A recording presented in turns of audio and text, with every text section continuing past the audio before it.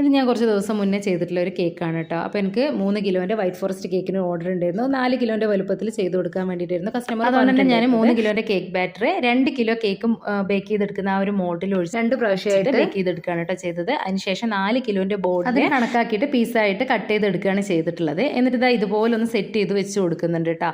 എന്നിട്ട് sugar syrup വെച്ച് കൊടുത്ത് വെറ്റ് ചെയ്യുക. അതിനുശേഷം ക്രീം അപ്ലൈ ചെയ്യുക. മുകളിലായിട്ട് കുറച്ച് വൈറ്റ് ചോക്ലേറ്റ് ഗനാഷും കുറച്ച് കാഷ്യൂനട്ട് ഇട്ട് കൊടുക്കുന്നുണ്ട് കേട്ടോ. അതിനുശേഷം രണ്ടാമത്തെ ലെയർ വെച്ച് കൊടുക്കുക.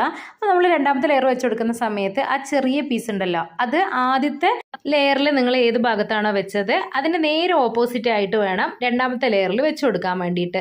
അതിനുശേഷം മൂന്നാമത്തെ ലെയറിലും ഈ രണ്ടാമത്തെ ലെയറിൻ്റെ നേരെ ഓപ്പോസിറ്റ് ആയിട്ട് വേണം ആ ചെറിയ പീസ് വെച്ച് കൊടുക്കാൻ വേണ്ടിയിട്ട്. അങ്ങനെ ചെയ്യുകയാണെങ്കിൽ കട്ട് ചെയ്യുന്ന സമയത്ത് കറക്റ്റ് പീസായിട്ട് കിട്ടും കേട്ടോ. അല്ലെങ്കിൽ പൊടിഞ്ഞു പോകാൻ വേണ്ടിയിട്ട് ചാൻസ് ഉണ്ട്. ഏകദേശം 90 പേരോളം ഉള്ള ഒരു ക്രിസ്മസ് ഫംഗ്ഷന് വേണ്ടിയിട്ട് വാങ്ങിയിട്ടുള്ള ഒരു കേക്കാണ്. അപ്പോൾ ഇതാണ് ഇതിൻ്റെ ഫൈനൽ ലുക്ക്. ഇഷ്ടപ്പെട്ടിട്ടുണ്ടെങ്കിൽ എല്ലാവരും ഒന്ന് ലൈക്ക് ചെയ്യണേ.